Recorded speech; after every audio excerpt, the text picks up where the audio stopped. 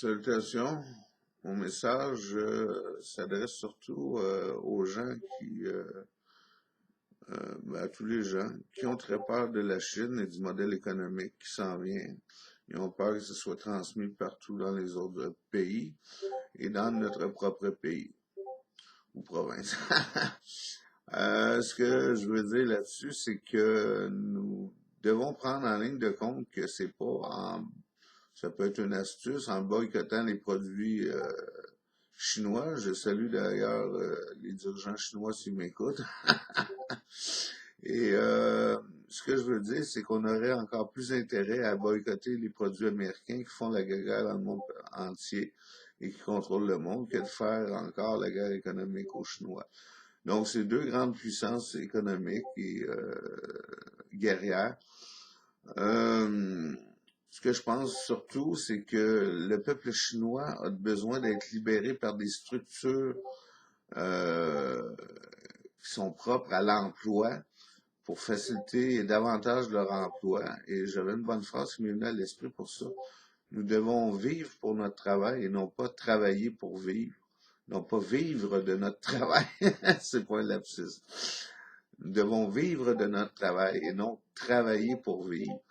Et ça m'apparaît plein de sens. Je devrais recommencer la vidéo, donc je me suis planté. On va vivre avec.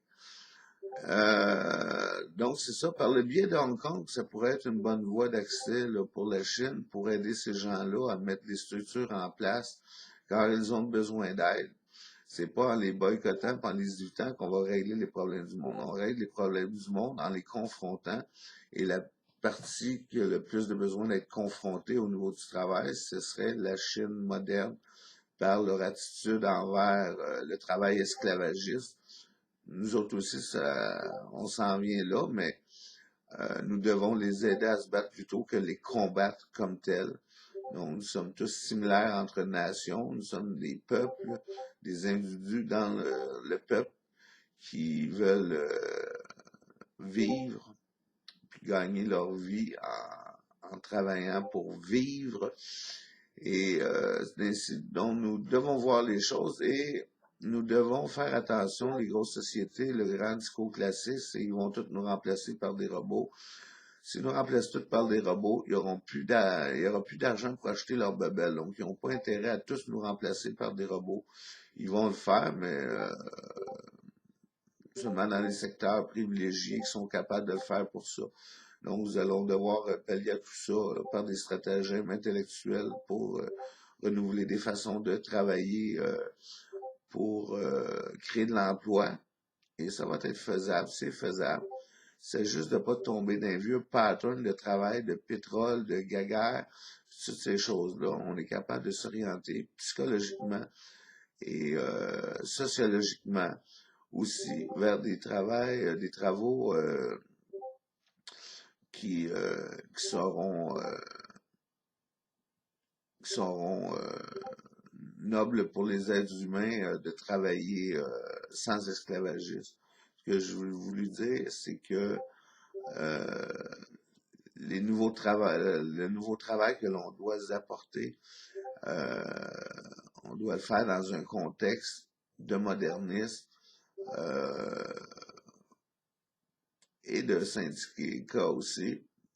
Je me perds un peu, je suis moins bon. Je suis pas un grand orateur, comme je vous dis, mais le message important à retenir, c'est qu'il faut aider le peuple chinois.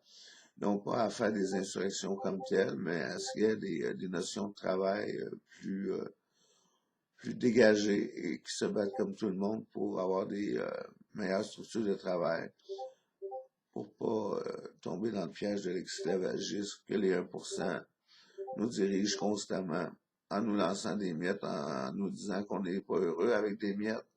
Vous avez de quoi vous nourrir. Tout passe pour le logement, la nourriture, le linge. Il ne reste plus rien pour sortir, profiter.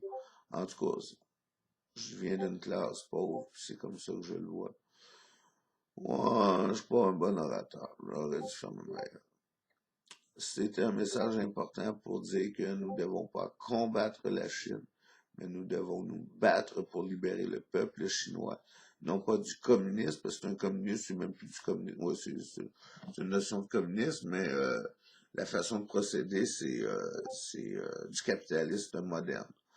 Donc, je sais pas comment on peut appeler ça. J'ai déjà parlé vaguement là-dessus. Il y en a qui sont bien meilleurs que moi, sûrement, pour parler de ce sujet-là, mais ça prend du monde qui se plonge à l'eau puis qui disent que on ne les combat pas, on les aide. Salut!